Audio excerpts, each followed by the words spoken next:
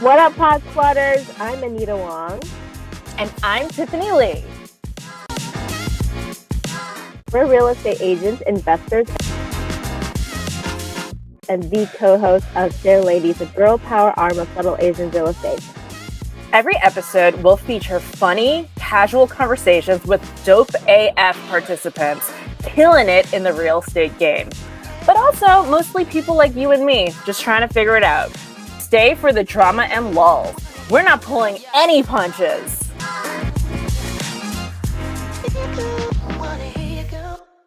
Do you have ambitious goals that you're committed to but feel stuck or stopped when trying to achieve them? Are you sick of procrastinating or repeating the same unproductive patterns and not seeing results? Ganga Tarwadi from the SARE Ladies panel at SARECon has 16 years of performance coaching experience and is an expert at helping people overcome procrastination, eliminate negative emotions, and break through limiting beliefs to attract teams, lead communities, and build wealth. She is the real deal. Ganga's breakthrough sessions are life-changing, highly customized personal coaching sessions that normally go for 5 sessions for $2,500. However, only for a short time, Ganga is offering them for half the price at $1,250, and she's including a 6th bonus session to help you get your breakthrough. And to appreciate the SARE Ladies, use promo code SARELadies100. That's SARELADIES100 for an additional $100 discount at checkout. Hello, everyone. We're excited to have our new episode. And today we're going to have Loan Tang. Say hi, Loan. Hello. So cute. Hey, Loan. We're so excited to have you. And then obviously Tiffany, who is here as well. And Tiffany, happy belated birthday. Guys, it was Tiffany's birthday 2 weeks ago. And Thank you, Anita. I'm old. I'm the oldest person on this podcast right now that I found out because Loan is 26. I found out I'm older than Anita, even though Anita's got older energy than me. She's the more mature, responsible one. Huh? She's the youngest person and vibe-wise. Vibe-wise, age is just a number. What's funny is when I first met Anita, I thought you were like 38 or something because you carried yourself so maturely. So I was actually like genuinely surprised. I was like intimidated. I was like, yo, she's so mature. She's probably like 38. She's like, no, I'm the same age as you. I was like, oh shit. Okay, cool. Not as scared of you anymore. Because Anita's a scary person when you first meet her. Her husband will agree with me. Thanks, guys. I love how we just turned into like vlogging. Thanks to revealing to everyone also my age, but we got to share this story first, though. Yeah, we got to share the story of your birthday, and then because I got to tell the world because I posted about it on my Instagram too. So tell the world what you did for your birthday. All right, so for my birthday, I invited a group of friends to a bar to just take over the bar because that's what you do in New York. You don't throw birthday parties. You just like send an address and be like, people just show up and pay for all my drinks, right? That's a New York birthday party. So I am on the dating apps and it's very cumbersome scheduling dates. So, as an agent of chaos, I basically mass texted all my Hinge dates an invite to this birthday party so I can orchestrate my own episode of The Bachelorette. And that's how I was going to entertain myself on my birthday. So I thought that either a bunch of guys were going to show up or no guys would show up. And the sad middle ground is when one guy shows up, and that's what happened. It was not. There was no chemistry. It was so awkward. I thought it was gonna be really funny leading up to it. It wasn't. If you want to read more about it, I'll write about it in our newsletter. Guys, subscribe to our newsletter. But enough about me. I know I want more dirt on, but I have to like tease people to subscribe to the newsletter. So if you want to know exactly what happened, guys, subscribe to the SARE Ladies newsletter. We drop a new one every month. But speaking of newsletters and people who write really well and people who are super funny, we have Loan Tang here, who basically is spearheading the SARE speed dating by releasing romantic advertorials for members The most recent, or the first one, being our friend George. So Loan, tell us more about how that came to be. Yeah, I guess post sale still auction me, trying to auction off George. If anyone is looking for a single man in his 30s, George Lang is still on the market. He's still getting DMs, but you can be one of his DMs. Just slide in. You still have a chance. It's not sold yet. But so we're selling George. Is this like a concubine type situation? Wait. For people who don't know who George is, can you tell them, like, can you tell the world who he is and Yes. what you're advertising? So George Lang is one of the SARE admins. So he's one of like the foundational members that grew SARE it is today. And so when we were at SARECon, Nelson said, you know how we keep having this back and forth of like REP professional, right? For your tax benefits, let's make SARE dating a thing. And some people are actually like, yeah, I actually want someone to help me with my dating life. So Nelson's like, why don't we just make SARE dating a thing? I was like, okay, I'm down. I love chaos. Like, I love tea. Let's do it. And I didn't think it was like actually real until post SARECon. He throws me into a group chat. He goes, hey, so here's the details. Do you think we can post by this date? This is what I'm thinking, having in mind. I was like, oh, I'm actually doing this? Okay, that's fine. I'll do this.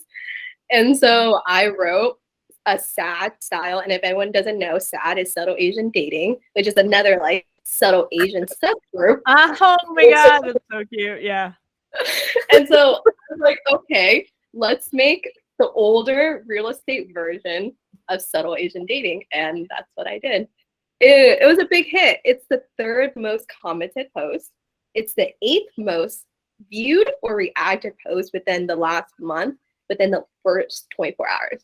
So I loved it. It was so funny. It was so funny.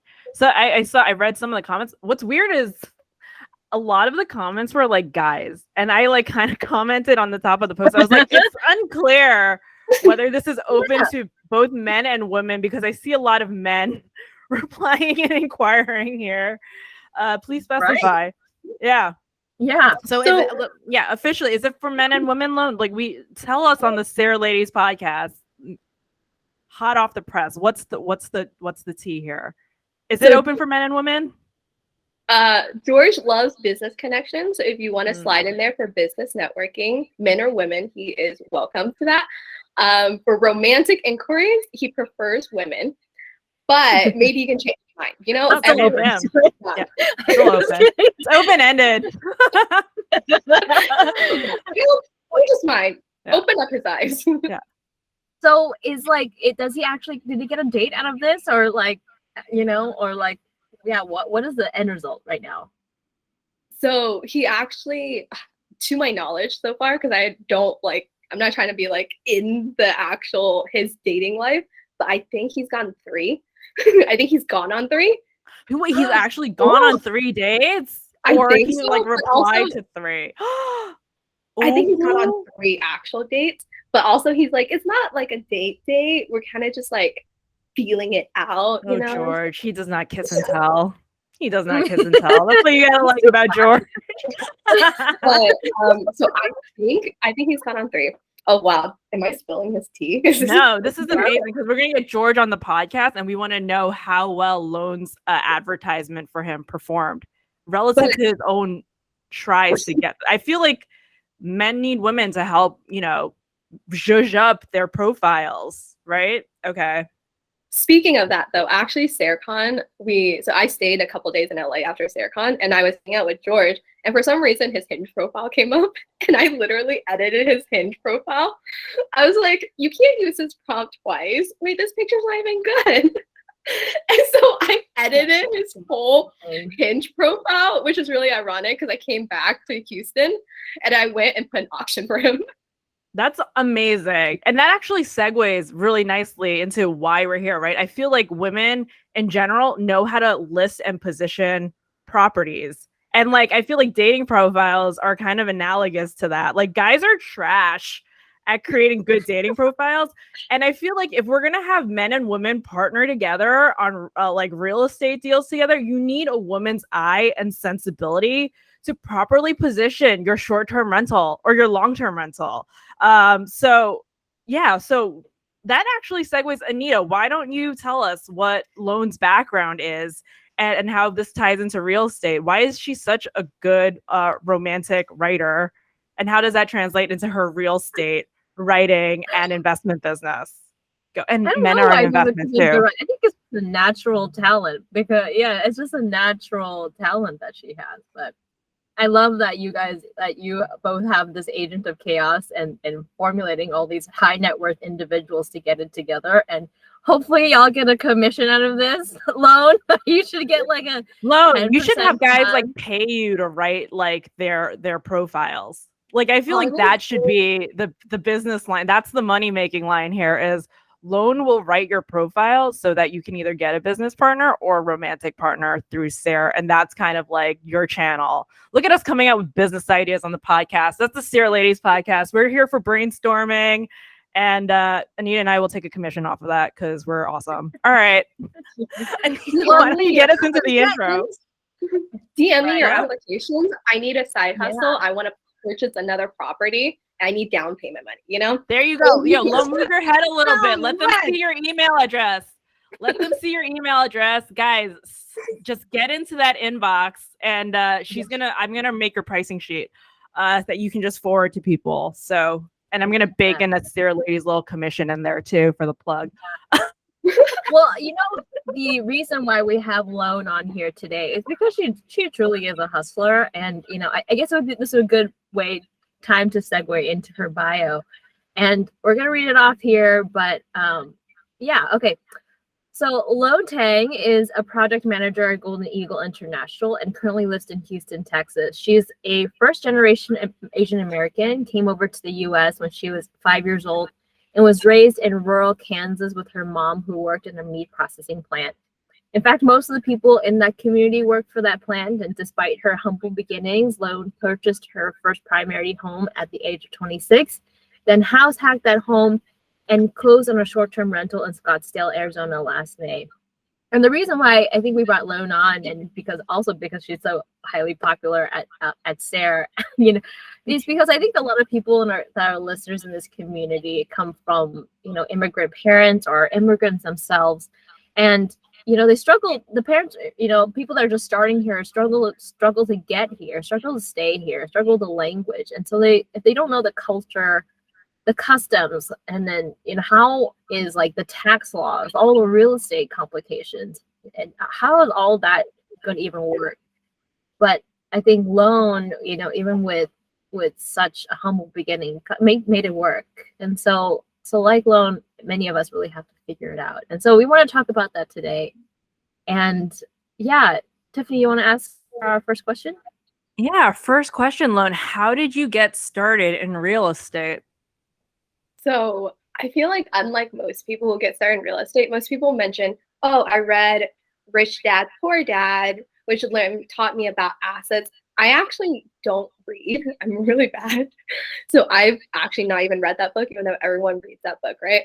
But growing up as a child of immigrants, we're everything for our parents. We're the translator, we're the legal liaison, we're the doctor, we're the bill negotiator. So at a young age, I've always had this, push to be knowledgeable about everything, right?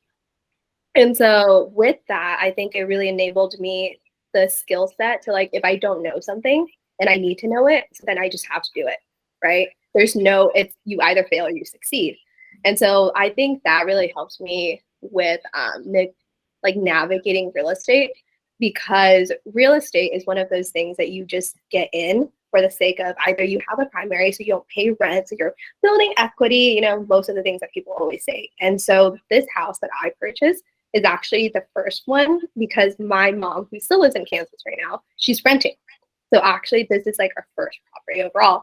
So even if I don't continue my journey into real estate investing as an investor, I still have the foundational finances covered. And that was really what my starting point was, is how do I get my bases covered? But after learning real estate investing, I realized this is actually way more beneficial because a lot of people go, oh, throw your money into a 401k, 7% annualized return, S&P 500, and then work for 30, 40 years, retire. And I was like, you know what? I don't like working. Kind of want to retire. Yeah. So I was like, real estate is a really good vehicle because you can kind of passively invest or you can actively invest, for instance, like my STR. And I like that a little bit more. And so that's where I kind of like started my real estate journey. In terms of like just learning, I think legalities is still super intimidating. And I don't think I will ever learn 100% of anything I did. Even my primary transaction or my STR transaction, I don't know 100%. And I'm fine with that now. I think when I was younger, I needed to know 100% everything. I needed to be a perfectionist and knowledgeable. And now I'm like, you know what? I lowered my standards. As long as we can execute and not fail, we're meeting my minimum of how to just like do everything in life now.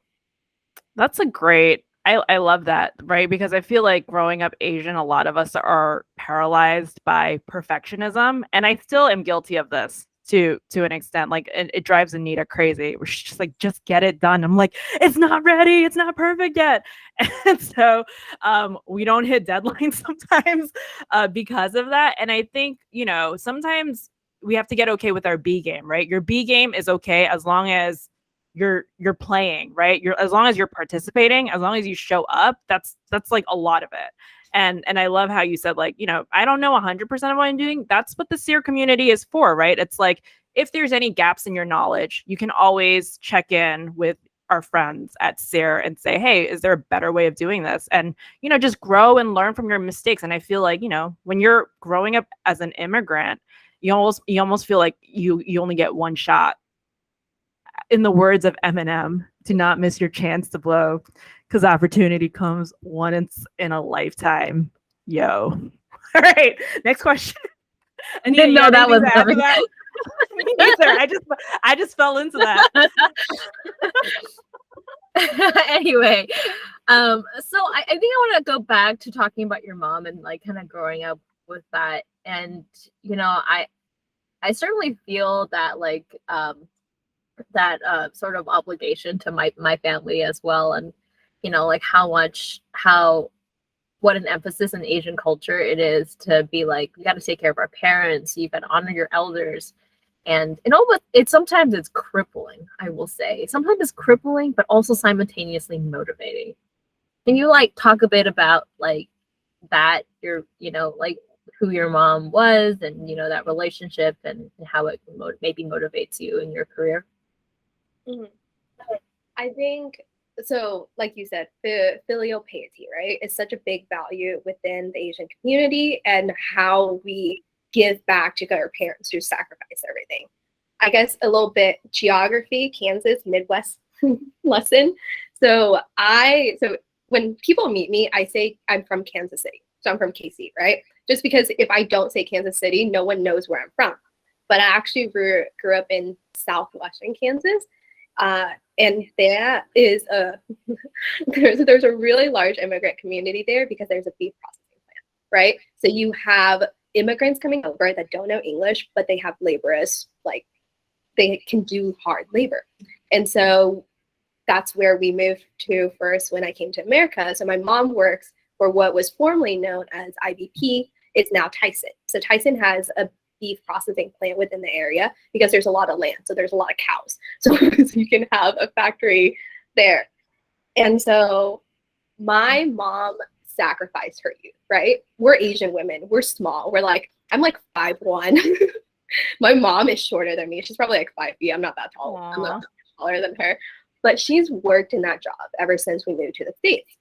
And so growing up with that, it's like I needed to push myself to be better educated, to be smarter, to earn more money. And so I think that was my biggest motivator. It's like she sacrificed everything for me. So I need to do more and to just help her out in that way, right?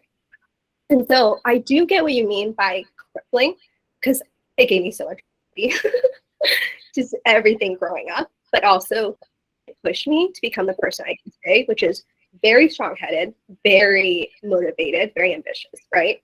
Because what is the alternative I have?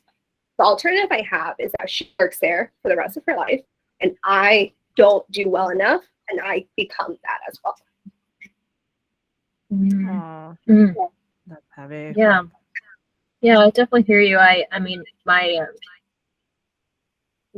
dad is also kind of like that too. I mean, he's a refugee, and I think like, and he left his country, gave up his passport, left his home country, and his parents to kind of, move forward, and it's plays so much into my characteristics because it's like he was so hardworking, and I hear that too, right? It influences you, even though it wasn't the same situation. It really shapes who you are, and because there's no going backwards, right? There's like, there's no going backwards, and I can't take my dad back to that place that he wanted to be. He you can only move forward. My dad actually says, how in like Chinese chess, when you cross the river, like pawns, when they cross the river, they can't go back. He's like, that is what it's like to be an immigrant. You literally have crossed it, and there's no going back, and it really shapes the person that you are, your children are, and I definitely hear that as well. So I want to talk to you like a bit about like, your journey into real estate, and your mom definitely, using, I won't say like, like you were the one that was really helping her guide her through US laws, and just like being in the US. So how did like you like even survive without a guide? Like how did you even get started, and what was it like to kind of just jump into it on your own? I wouldn't say I didn't have a guide. I think I didn't have a guide in terms of like the traditional, this is what you do in real estate, or this is how you become financially literate in the American system. So I networked a lot. That's what I found to be helpful for me, is I always ask questions. If I don't understand something, then I ask it. And so that's why SARE was such a good group for me, because I was like, okay, I don't understand this. People are helping each other out. So how do I leverage myself to all these things? And luckily, SARE has like a great network of like realtors and agents. So my agent and my realtor were both recommended to me by SARE. So Eric Tiang from Houston, if you need to buy a property, please buy a property from him so I can get commission. Oh man, dude. I'm from Dallas. Wait, who from that? Wait, we can't plug our competitors in here. We have special agents that we have relationships with. Yeah. Right, but we have, because we're based in Houston. No, we're based in the Bay Area, New York, whatever. But no, so wink. Eric and Min, they were both very, very helpful.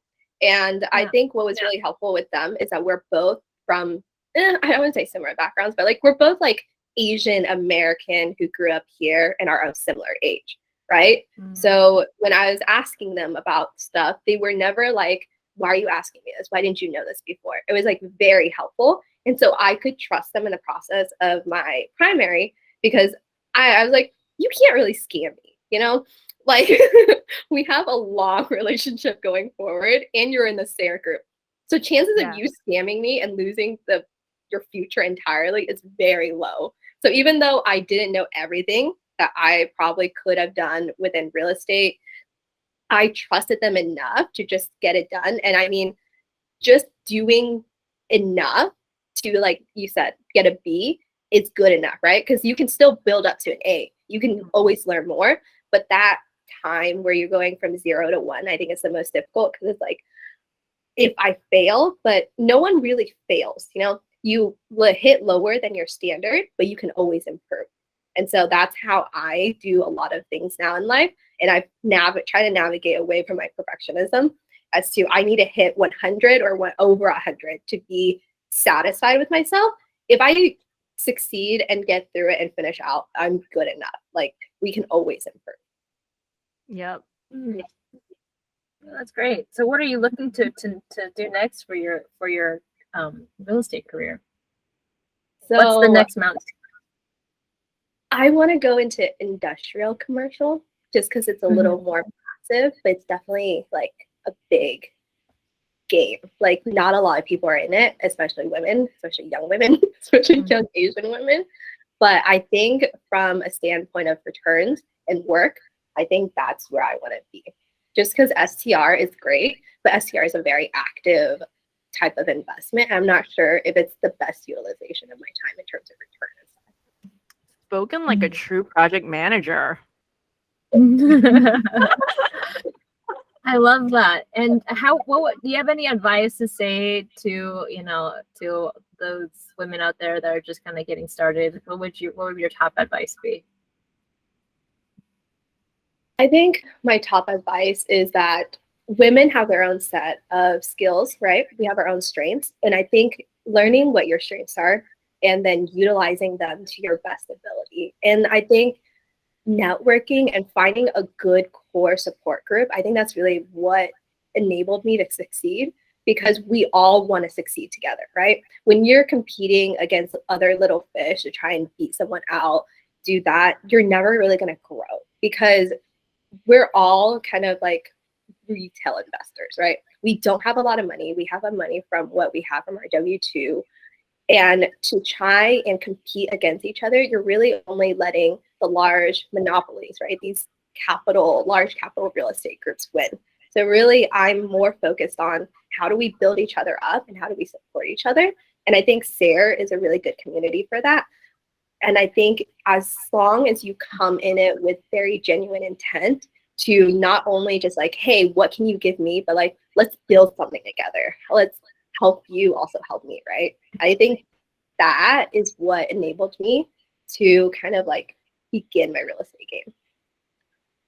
I love that, because that's such a not weird, but it's such a huge departure from the mentality that we grew up with being Asian, where we're so hyper competitive with each other as like single fish. Like we have to have the straight A's, right? It goes back to that perfectionism of like, I have to get the 100 and I need to get the extra credit. And that's how I'm going to like be ahead of everyone else. So it's such an interesting adjustment, us child of immigrants growing up in America, trying to break into the real estate investment game, to be like, you know what, real estate investing is a team sport. And that was the biggest adjustment for me. And what's so beautiful about the SARE group is like, you see a lot of young people treating it like a team sport, as if like we grew out of the super like island competitive mentality of like, we're not an island, right? So I love that. That's really cool. All right, awesome. Thanks so much, Loan. Anita, do you want to take us home and wrap this up? Well, yeah. Well, first, Loan, how can our audience reach you? So I made a very janky real estate, what is it called? A real estate email. So my first name, my last name, .re@gmail.com. But yeah, you can reach me on here. You can add me on social media. I mostly use Messenger, but you can DM me on Instagram. Mostly, if I don't know you, I will not respond because I'm like, oh, this is a little shady. Please don't DM me on Instagram. But if you want to message me on Facebook, please feel free. Message me first before you add me as a friend, because I'm like, I don't want to add you because that's too personal. I don't want any solicitations. Thank you. But message me first. Right. Or tell me. For like industrial real estate opportunities, maybe some stuff about STR, obviously. And then obviously for those guys out there looking for some advertising on their page, please contact Loan. She's going to take a commission off of your relationships to fund her down payments. Thank you very much. This is a sponsored advertisement from SARE Lady. All right, that's a wrap. Thank you so much, Loan. Hey, sorority sisters and pod squatters. Anita and I are planning our first sorority girls weekend in Dallas, Texas this November. We'll be bringing you more tailored education, more female-driven networking opportunities, more fun activities, and of course, more deals in Dallas. So if you'd like to be kept in the loop on all our sorority field trip updates, DM Anita Wong or Tiffany Lee through the Subtle Asian Real Estate Facebook page with your email address, and we'll add you to our exclusive mailing list. Hope to see you in Dallas!